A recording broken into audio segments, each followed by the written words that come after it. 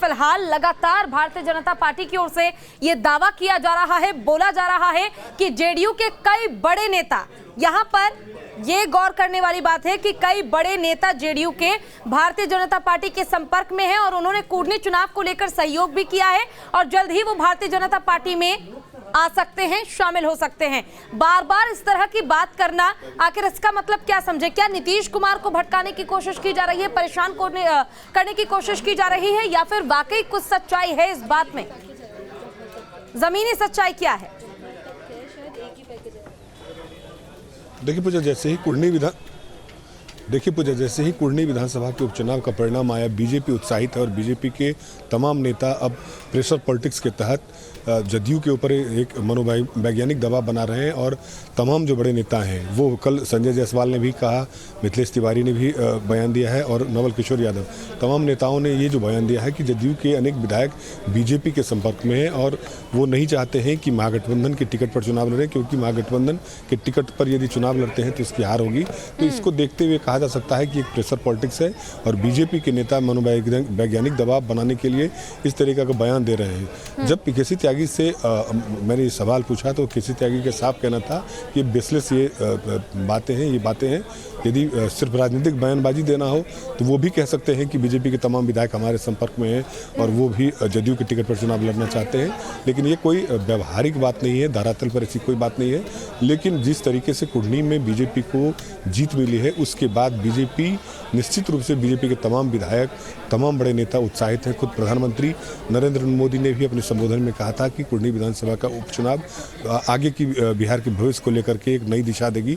तो एक तरह से ये कह सकते हैं कि बीजेपी अभी अपर हैंड में है और बीजेपी चाह रही है कि ये जो सिलसिला है, जीत का सिलसिला है, वो आगे 24 और 25 में भी बने रहे। इसीलिए इस तरीके की राजनीति हो और जदयू पर इस तरीके का मनोवैज्ञानिक दबाव बनाया जाए कि उनके पार्टी के नेता उनके पार्टी के निर्णय से खुश नहीं है।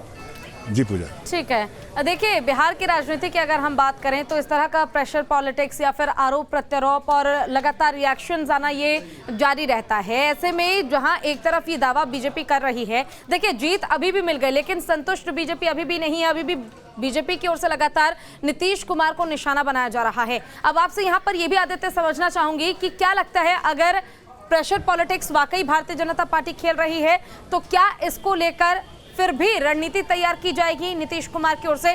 क्या अपने पार्टी के पदाधिकारियों को, नेताओं को और टाइट कर सकते हैं? सख्त रवैया नीतीश कुमार का देखने को मिल सकता है आने वाले समय में?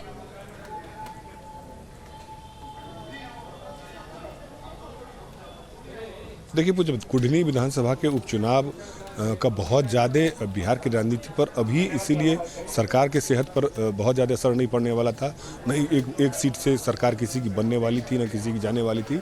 लेकिन ये लिटमस टेस्ट था महागठबंधन का, क्योंकि जो पिछले उपचुनाव हुए थे, चाहे वो मोकामा का हुआ हो, गोपालगंज का हुआ हो, वो आरजेडी के कैंडिडेट लड़े थे और नीतीश कुमार ने कुर्नी का जो सीट था वो खुद अपने पाले लेकर के वहाँ से जदयू के कैंडिडेट को खड़ा किया था। तो ये एक तरह से कहा जा सकता था कि जदयू के लिए ये प्रतिष्ठा का सवाल था, क्योंकि ये सीट, कुर्नी का सीट मांग करके लिया गया था। नीतीश कुमार और तेजस्वी यादव का ज्वाइंट कैंपेन हुआ था, लोगों से उन्होंने जाकर के संयुक्त अपील की थी कि वोट देने को लेकर के तमाम महागठबंधन के सभी बड़े नेता कुर्नी में वहाँ कैंप कर रहे थे। इसके बावजूद यदि बीजेपी वहाँ से जीती है तो एक तरह से कहा जा सकता है कि बीजेपी के लिए ये बहुत ही राहत वाली खबर है, क्योंकि जिस तरीके से कहा जा रहा था कि 8 दलों के गठबंधन के सामने बीजेपी कहीं टिकेगी नहीं, उस परिस्थिति में यदि बीजेपी जीतती है तो इसका आगे का प्रभाव ये पड़ेगा कि 2024 के लोकसभा के चुनाव हो या 2025 के विधानसभा के चुनाव हो, इसमें बीजेपी के लिए ये विटामिन का काम कर रही है। और बीजेपी के तमाम वर्कर उत्साहित हैं, नेता उत्साहित हैं कि अब 2024 और 25 के चुनाव में ये संभव है कि महागठबंधन को उन्हीं की जमीन पर हराया जा सकता है। बिल्कुल, देखिए साफ तौर पर बिहार में ये कहा जा सकता है कि बीजेपी साफ ये दिखा रही है कि अपनी नैया तो राम के भरोसे है ही, हम तो पार लग जाएंगे, लेकिन अब चिंता करने की जरूरत है नीतीश कुमार को।